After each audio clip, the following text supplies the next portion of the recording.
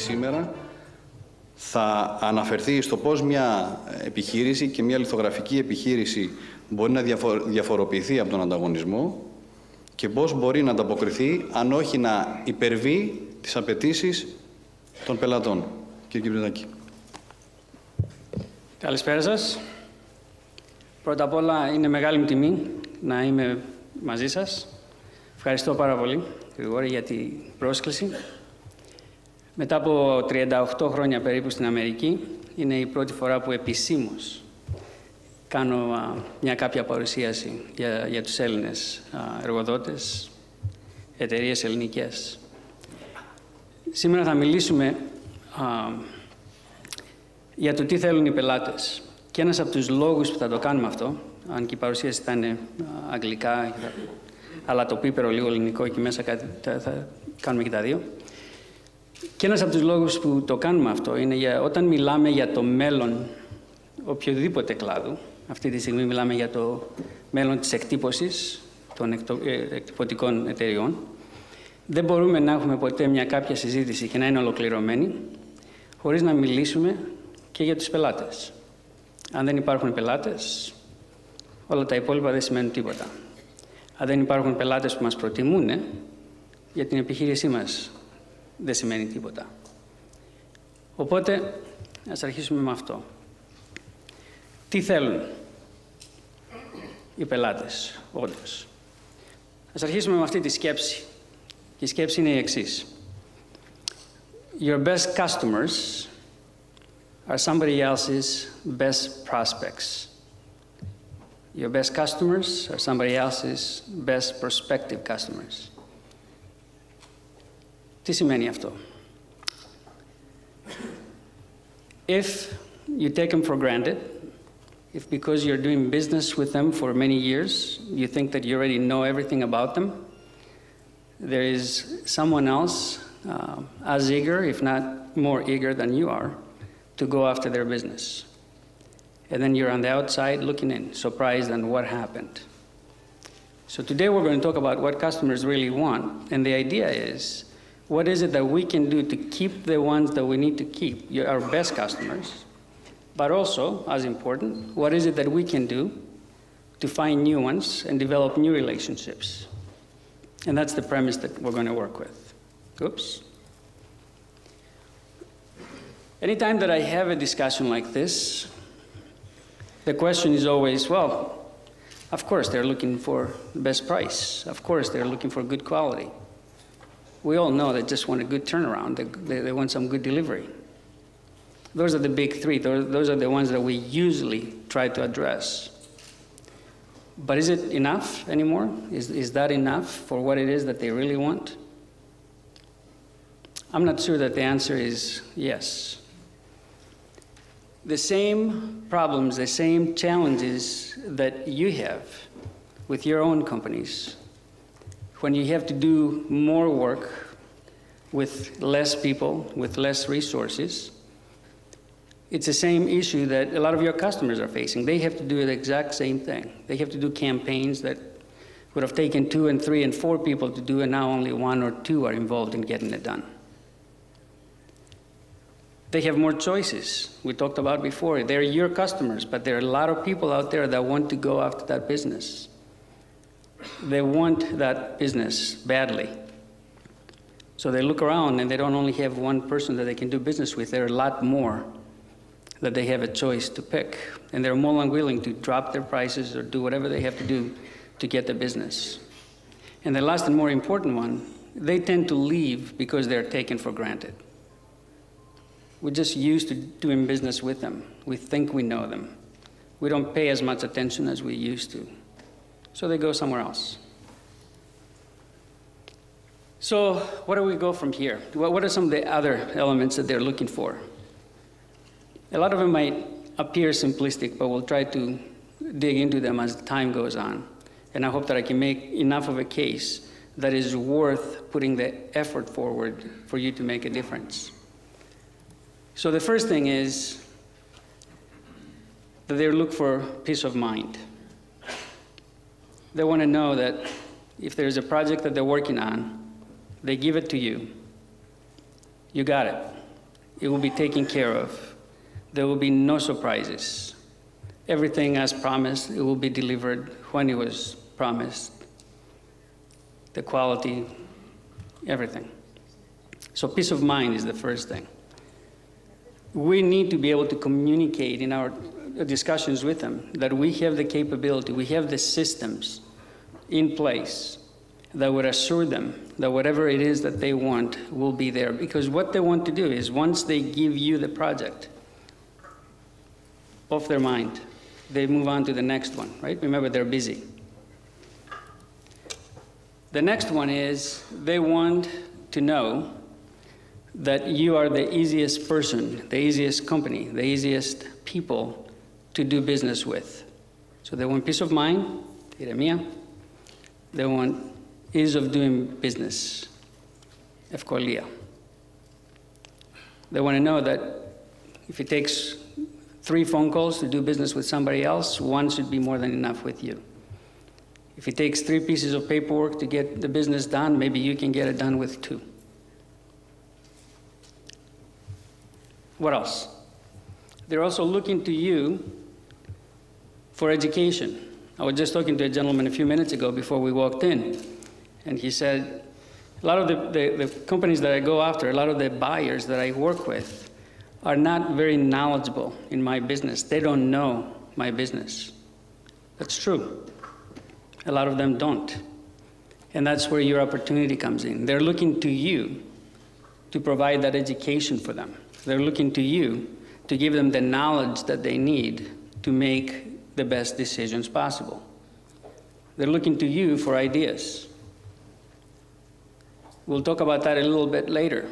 But if all we're doing is comparing whether to do a threefold at a certain price or not, or whether to put a certain amount of ink on it or not, and just compare the price of that end piece, if that's all we're talking about, we're forever going to be working on price, because they will have us convinced that the only thing that is a differentiator is the price. It's your piece of paper with ink on it against somebody else's. But we need to go beyond that. Final thing, they're looking for results. The discussions that we need to have with them is not whether I can do 5,000 pieces of X at a certain price. The discussion that I need to be having with them is whether I need to do 5,000 pieces of anything for whatever the results are that they're looking for. Maybe they don't need 5,000 pieces of a piece of paper to get the job done.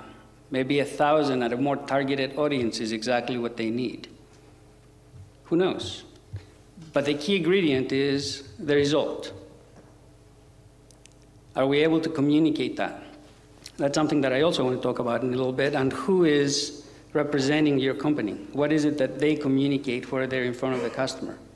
The stories that I hear are horrors on what it is that is said. If they're looking for people to provide ideas, and the only thing your salesperson or the owner of the company, the only person in front of them, the only thing they can provide is just a competing price. I can do the same thing for a little bit less money.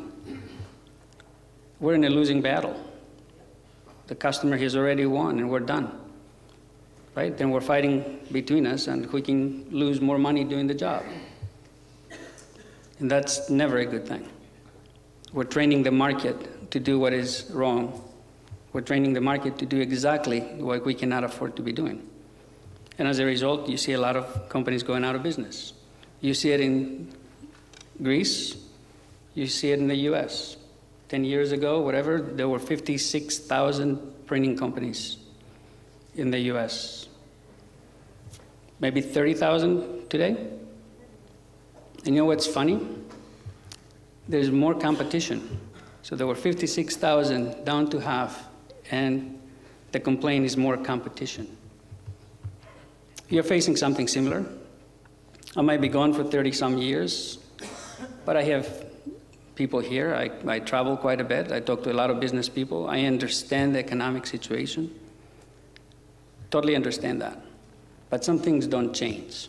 If we use the economy as an excuse as to why things are not going well, we are not going to do well. There are possibilities, there are opportunities. There are ways to make money, even in conditions like today. I promise you that. But we have to change the way that we think. We have to change the way that we approach the marketplace. We have to change the way that we do business, the same way that our customers change. Is that fair enough? That's the way to go. What is another thing that they're looking for? They want us to be proactive. There was a lot of talk this morning about being more efficient, being more productive. That's fantastic. Customers want that. If in the past they asked you a question and it took you a day to give an answer, and tomorrow you're able to give an answer in half a day or 1 hour, you're ahead. That's a good thing. But I have a question for you. If you know that your customer, after every job, asks you that question, they always ask you that question. Why do they even have to wait a half an hour to get an answer? If you know they want it, why don't you give it to them before they ask? Proactive. That's what they're looking for. By the way, let me clear something, because I don't want to sound like smarter than I really am. This is not John's theory of how to succeed in business. I'm nowhere near smart enough to know that. What we do as a company, in addition to spending time with people like yourselves, owners of companies, salespeople, managers, we also spend a good amount of time in front of buyers, in front of decision makers that choose whether to do business with you or somebody else. And we continue to ask the question and validate the information that we have. And the question is, why do you do business with one versus another? Why do you stay with one versus another? Why did you drop one and don't do business with them anymore and left? And what we get back in response becomes the strategy. We begin talking about how do we utilize that knowledge to be able to go forward and approach the market in a little different way. So being proactive is something that the customers are asking for all the time. That's what differentiates the clients, the suppliers that they do business with the ones that are easy disposed of. Let's say you cannot be proactive, okay. If you cannot be proactive, then at the very minimum, be fast. What do I mean by that? Years and years ago, there was a book, and sometimes the title of a book says it all, you don't even need to read it. This is an example of that. This was a book written about IT. And the concept was that it's no longer the size, it's no longer the fact that someone is big that helps them succeed. It's not the big that eat the small. But it's the speed with which you respond to the needs of the client in the marketplace. It's the fast that eat the slow. So as a business, we need to be responding to that, especially in an economy that we don't have the means to maybe get bigger, buy more equipment, expand the plant, or do something like that. What do we have as an option? Well, if we cannot get bigger, if this is true, and it is, then let's focus on being faster. Let's make sure that when we realize there is a trend in the market, we jump on it right away. We provide a solution to it. We're one of the first ones that are able to do that. Because eventually others will catch up.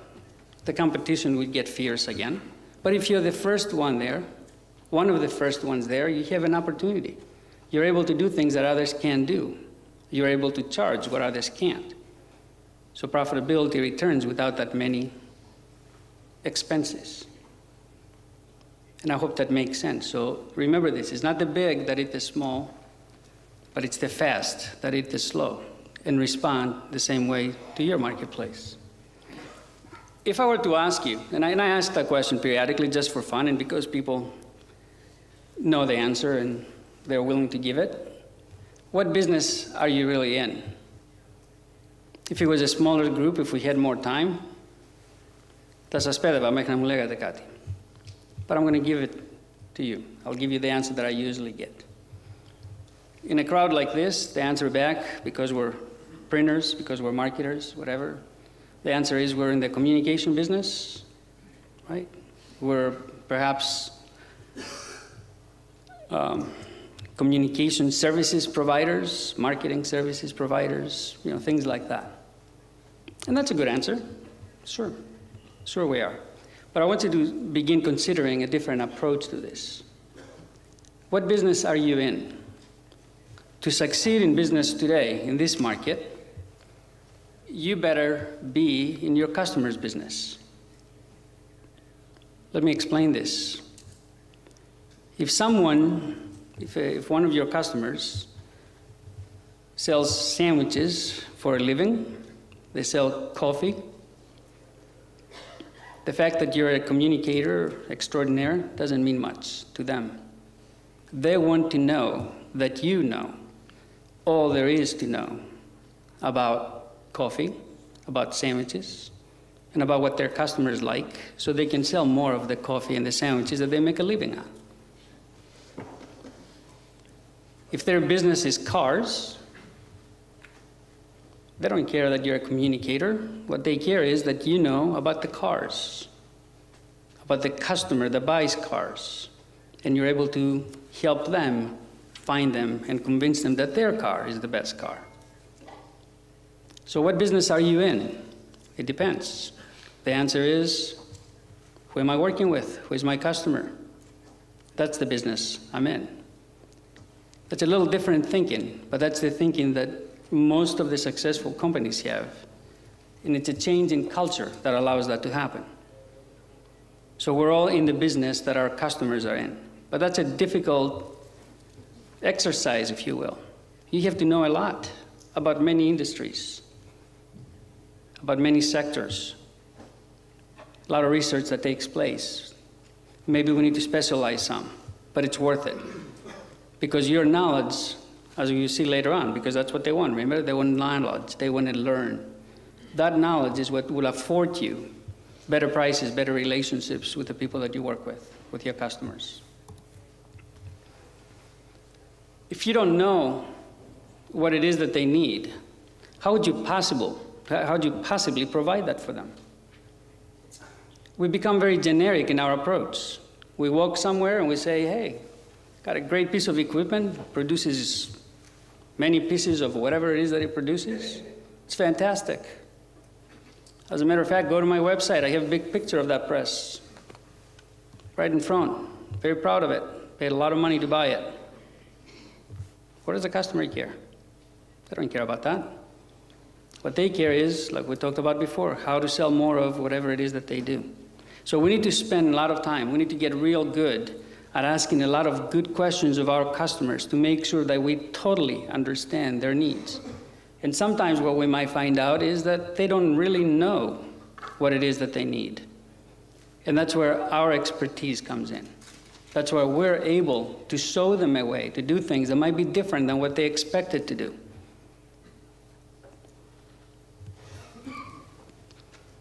Whether it's on a micro level, meaning you and the customer talking, asking questions about their business, their issues, their project, or a macro level, where you know about their industry, the issues that exist. One way or another, you need to have the ability to get into their mind and understand what is it that they need so you can provide it. That's the bottom line. I'm repeating it a couple of times because I hope I can convince you that this is very important. Just being in front of a customer, trying to sell what it is that we have to sell is not enough. It has to coincide, it has to be exactly the same as what it is that they want, in a way that will help them produce the results that they're looking for that we talked about earlier. So you need to know all about them. You need to know all about their market, all about their industry, all about the regulations, the taxes that they pay, everything, whatever impact. How much money is going to cost them to mail something, if indeed you're going to print it, and they might have to mail it. the challenges that might exist in their sector, the opportunities that exist. But more importantly, you need to know as much as possible, not only about your customers, but about your customers' customers. Because that's when you really become the resource that your customers need from you.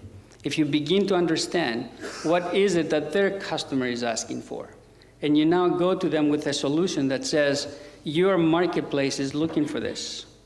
A different approach is what is needed. I'm suggesting that you do things a little differently because your marketplace is demanding it. You're not competing in price anymore. You have different ideas. They're looking for results. If your results are better than somebody else's, they will be willing to make the effort. They will be willing to go to their manager and ask for more money because the results are there. Businesses are not stupid, right? They look for profit eventually. If you show them a way that they will get it, they happily pay you for it. You can produce the best brochure in the world. If it doesn't get results, what difference does it make? They'll see the sample, they say, hey, it looks good. Great. We didn't sell anything more because of it, but the sample looked good. That's not the business we're in. That's not the business they're in. They're not judged by the awards that they receive, maybe if they're an advertising agency. They get judged by the results that they achieve. In everything that we do, we need to convince the people that we're talking to that we're the experts. I talked to some of your customers, informal survey, nothing scientific. And what comes back is that the representative that I deal with, they're very eager to talk. They come in and they find out what it is that I need. That means how many pieces of whatever project it is that I'm working on. And they're willing to give me a price back. Well, you can do that on the website. You don't need a salesperson to get that done. What did you demonstrate? What did you show? You know, we talked about the customer's customer before. You know, my father used to say, "Tu pedium to pedi, ne dio fores pedimu." Same thing applies for the customer. My customer's customer, at least the information about them, is maybe twice as valuable as what we know about our customers. How do you demonstrate that expertise? Who is in front of your customers having that discussion? One of my cousins said, "Alos o naftis, alos o kadila naftis," right? Just because we have the title salesperson on it doesn't necessarily mean that they know how to sell properly, right? Just because he was a Starbucks barista and he knew a lot of people and he can talk to them very easily, doesn't necessarily mean that he's going to go in front of an advertising manager somewhere and give them the solutions that they need. How do we demonstrate our expertise in everything that we do? It's a challenge, but it shouldn't be in the business that we're in. You know, we're in the business of being able to communicate that. Customers have expectations, of course. They want a lot. They want delivery of what was promised, absolutely. They want access to everybody. They don't want to rely on one person. I talked to a couple of you, and you were so excited to tell me that everything that happens goes through me. My customers know me. I take care of everything that goes on. Great. What happens when you go on vacation? Who takes care of the customer then? Okay, I got it. Nobody goes on vacation. That's fine. Fair enough. Let's hope a bus doesn't hit you. If your business relies purely on what you can do for the customer alone, that's not what the customer is looking for. They're not comfortable with that. They're not happy with that. Remember, peace of mind. They don't have peace of mind if the only person that knows everything about their job is you. What kind of security is that? Right? No ego in sales, no ego in service. We sell as a team. That's what they're looking for. We're good at solving problems. Sure. Proactive. How about getting real good at preventing problems? That's what customers want. That's what they expect. That's why they pay you more money than somebody else. know business in general, be business savvy. What effect is whatever it is that you're doing for them going to have? That's very important. You cannot ignore the economic conditions. You cannot ignore how the economy is doing. You cannot ignore any regulations that are coming down the pike. But if the only thing you're interested in is just a piece of paper and how much it costs, you're no value to them. They want you to be business savvy. They want you to know business because they want you to be a business partner to them eventually when you have a relationship going. Yes, they want you to be competitive, of course. But how they define competitive, as we'll see in a little bit, is different than how perhaps you define it. Competitive, not cheaper. That doesn't mean cheaper, it means competitive. When you put all things together, you need to come ahead. And then you need to be engaged even when the sale is not imminent. That means I want to be talking to you not when you have a project, but I want to be talking to you in general. So I get to know you, I get to know your business, I get to know your issues. So when the time comes and the project comes around, I'm prepared. I know what's going on. I can give you my recommendation. Most people only show up when the project is there. Maybe you don't do that, but others do. And that can be to your advantage. So we're changing a little bit the branding, the messaging. We're changing it to not what you do, but what you do for them. And that's a big difference. Now, what you do for them. It's the result, the outcome. I know there are a lot of equipment manufacturers. Sorry, I don't mean any disrespect. But the days that as printers, as printing companies, we were giving free advertising to equipment manufacturers should be over. What do I mean by that? Let me ask you this. You don't have to answer it, but think about it. What kind of equipment does BMW uses when they manufacture their products? Do you care? How about Nike, whatever we call it here? When they make their shoes, what kind of equipment do they use? Do you know? Do you care? Should you? No. Why is it so important for us as printers to make such a big deal about the kind of equipment that we have? Why do we differentiate ourselves by the kind of equipment that we buy? That doesn't make any sense, does it? It diminishes the value that we bring to the table if the only thing that we think differentiates us is the piece of equipment that is producing the result. It's a lot more than that. You know, back to the knowledge, the expertise, the people involved, all of these other factors that we talked about. The one point, I know we're running out of time, but the one point that I want to make here and redefine the value proposition is to use your own technology to promote your own goods and services. We're all in the printing business, or at least some of you are, most of you are. How do you go after your customers? How do you tell your clients that you're the best there is? How do you tell your clients that it's good for them to talk to you? What was the last campaign that you created for your own business? And you send it out. Maybe even mailed it.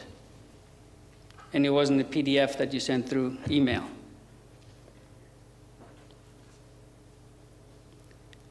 I did a study, and I won't give you the numbers because they were too depressing, on how much money printing companies spend in advertising and promotion.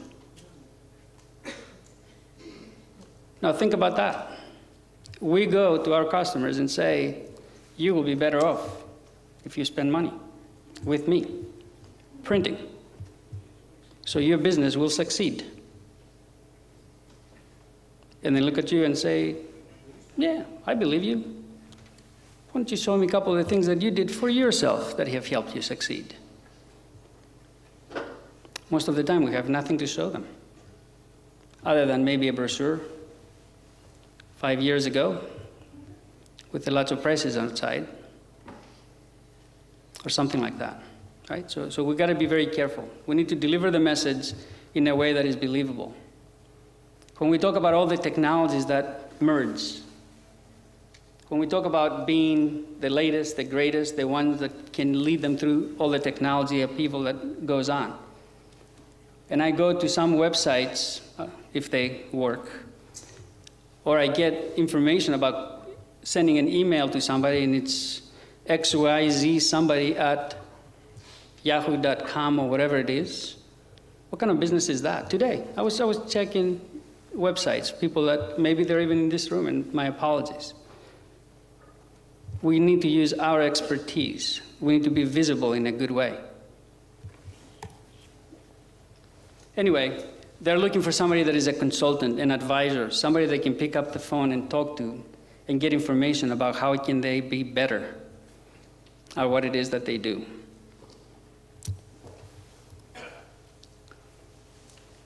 I'll address this one more time, just because I know it's in everybody's mind. You know, the deal is, yeah, I like everything you're saying. It makes a lot of sense. The only problem is you don't know the Greek market. We do all of that, and then it comes down to price again. It's always like that. Nothing changes. Well, let me tell you something. When the customer convinces you that the only thing that differentiates you is price, they're a much better salesperson than you are. They sold you a bag of goods, didn't they? Right? That's good negotiating. How do they define price? How do you define price? You define price with a piece of paper that says 1,000 euro. And then you hope to God that your competitor says something like 1,100, so you get the business. How do they define it? Add all the components that I told you about earlier. It's the cost of doing business overall. It's the cost of doing business. So their definition is the 1,000 euro minus anything less that they have to do in doing business with you. Anything more that they would have to do business with your competitor. The ease of doing business, the fact that they don't have to worry about the project, the fact that the idea that you gave them made it possible to do this with 1,000 euros, and it could have been a lot more than that. So think of your definition of price and their definition of price the next time you quote something, and mention it to them. Don't just give a price and say it's 1,000 euros. What does that mean? What else do they get with 1,000? What else do you give them? Don't let them sell you on the fact that the only thing that matters is that number. There is an opportunity to do great things in this business, but we have to change our thinking. We have to change that thinking that says we have the salesperson on the street and they do their thing, and then we just produce what we have to produce in our plant, and that's the end of it. No, it's a different thinking. Everybody's selling. Everybody's selling. That's an attitude that we need to demonstrate and we need to teach to the rest of our team. From the person that delivers the package that you produced all weekend, to the salesperson that is in front of the customer all the time, to the salesperson, to the person answering the phone, to the pressman that happens to be running something when the customer shows up. Selling is everybody's business. And if you sell as a team, chances are you will succeed a lot more than if you sell as an individual, hoping that you know everything about that customer. So I'm going to end the way that I started. Your customers are somebody else's best prospect. Your team, if you work together with the way that we suggested earlier, with thinking more about them, about their business, about solutions that they want. As a team, you can win and you can grow even when everyone around you says that is not possible. So with that, thank you. It's an honor. Again, I will be around obviously for questions, and I hope to meet each and every one of you when the time comes. I appreciate it.